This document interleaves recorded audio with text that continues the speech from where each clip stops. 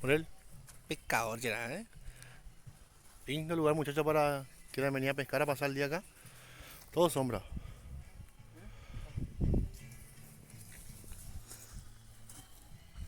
Ahí tienen parrillero.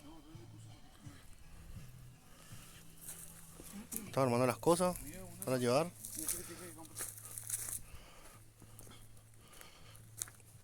Tienen leña.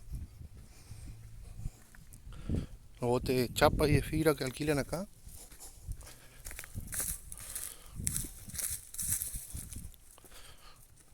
Miren cómo está ese riacho. Nico.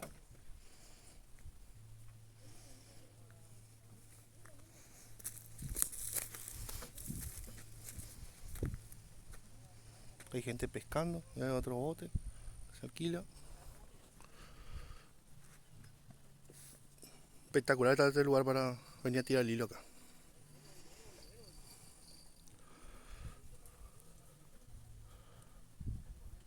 Parando ese motorcito.